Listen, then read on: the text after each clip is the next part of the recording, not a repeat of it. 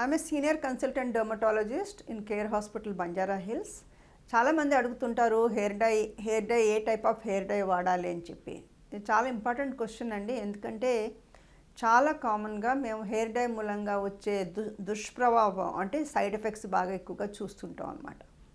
ఈ hair dye మూలంగా allergies రావటం, మొహం అంతా వాచిపోవటం, తలలో దురదలు, ఈ ప్రాబ్లమ్స్ అన్నీ చాలా కామన్గా చూస్తుంటాం అన్నమాట. చాలామంది అంటారు నేను హెన్నానే వాడుతున్నాను, ఏమి వాడట్లేదని. కానీ బ్లాక్ హెన్నా అంటే బ్లాక్ హెన్నాలో డెఫినెట్గా దాంట్లో కెమికల్ ఉంటుంది. సో ఏ ఏ హెయిర్ డై అయినా సరే వాళ్ళు అన్నీ చెప్తారు నో అమోనియా అని. అదంతా పెద్ద హంబగ్, నమ్మకండి. హెయిర్ డైలో పీపీడి అనే ఒక కలర్ ఉంటుంది, ఒక కెమికల్ ఉంటుంది. దాని మూలంగానే మీకు హెయిర్ డై అవుతుంది, కలర్ వస్తుంది అన్నమాట. సో ఆ పీపీడి లేకుండా మీకు కలరే రాదు. ఒకవేళ ఇప్పుడు మీరు నిజంగానే గోరింటాకు లాంటిది వాడారనుకోండి, మీకు ఏ కలర్ వస్తుంది? బ్రౌన్ రెడ్ కలర్ వస్తుంది, కాపరీ రెడ్ కలర్ వస్తుంది. సో పీపీడి ఈ కెమికల్ ఉంటేనే మీకు నల్లటి కలర్ వస్తుంది అన్నమాట.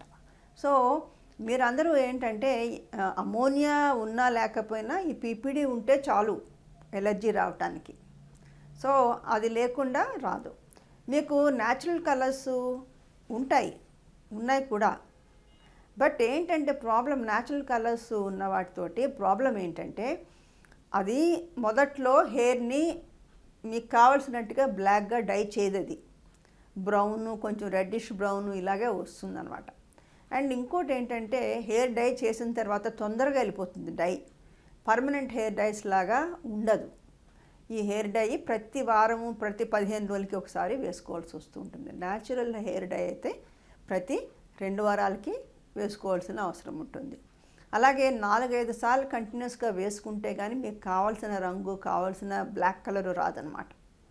సో ఈ ప్రాబ్లమ్స్ మూలంగా చాలామంది న్యాచురల్ హెయిర్ డైని ప్రిఫర్ చేయరు. కానీ డెఫినెట్గా నేను ఏం చెప్తానంటే, నేను ఎప్పటి నుంచో ఇదే డై వాడుతున్నానండి, చాలా కాస్ట్లీ హెయిర్ డై వాడుతున్నానండి, అయినా సరే నాకు వచ్చింది అని అంటుంటారు చాలామంది. ఎస్, మీకు తెలియదేమో కానీ వీళ్ళందరూ ఏంటంటే ఈ మార్కెటింగ్ గిమెక్స్ కొత్తది హెయిర్ డైలు ఇది లేదు అది లేదు అని వాళ్ళు చాలా మార్పులు చేర్పులు చేస్తున్నారు. దాని మూలంగా మీరు అదే కంపెనీది మీరు వాడినా కూడా మీకు ఎలర్జీ వచ్చే ఛాన్స్ ఉంటుంది. సో వాళ్ళు ఏంటంటే రకరకాల కొత్త కెమికల్స్ మార్చటం ఇలాంటివన్నీ చేస్తున్నారు. సేమ్ కంపెనీ అయినా కూడా దాంట్లో ఉన్న కెమికల్స్ని వాళ్ళు మారుస్తున్నారు. సో అందుకని నేను చెప్పొచ్చేది ఏంటంటే ప్రతిసారి మీరు హెయిర్ డై చేయించుకునేటప్పుడు కొంచెం ముందు, ఒక అరగంట ముందు ఆ డై ఎక్కడైనా చెవి వెనకాలో చేతి మీద పెట్టి ఒకసారి చూడండి. రియాక్షన్ ఏమైనా వస్తుందా, దద్దురు ఏమైనా వస్తుందా, దురద ఏమైనా వస్తుందా, అవి చూసుకుని మరి మీరు హెయిర్ డై వేయించుకోవటం మంచిదన్నమాట. అలాగే హెయిర్ డై అంటే ఇంక డెఫినెట్గా వాళ్ళకి ఎలర్జీ వస్తుందంటే మటుకు మేము డెఫినెట్గా చెప్తాము హెయిర్ డై వేసుకోవద్దని. అలాంటి వాళ్ళు న్యాచురల్గా దొరికే హెన్నా అంటే ఈ ఆకు, గోరింటాకు పెట్టుకుంటే కొంచెం బ్రౌన్ కలర్లో ఉంటుంది. బట్ అది మీరు అదొకటి, ఇండిగో పేస్ట్, ఈ కాంబినేషన్ అయితే కొంచెం డార్క్ బ్రౌన్ కలర్లోకి హెయిర్ వస్తుందన్నమాట. సో మీరు అది ట్రై చేయొచ్చు. హెయిర్ డై మేము యాజ్ ఎ డెర్మటాలజిస్ట్ ఏం చెప్తామంటే వీలైనంత మటుకు హెయిర్ డై అంటే ఎలర్జీ వచ్చిన వాళ్ళు బెటర్ హెయిర్ డై ఆపేయటం మంచిదని చెప్తుంటాం. ఎందుకంటే న్యాచురల్ హెయిర్ డైస్ అవి కొంచెం ఇబ్బందికరంగానే ఉంటాయి.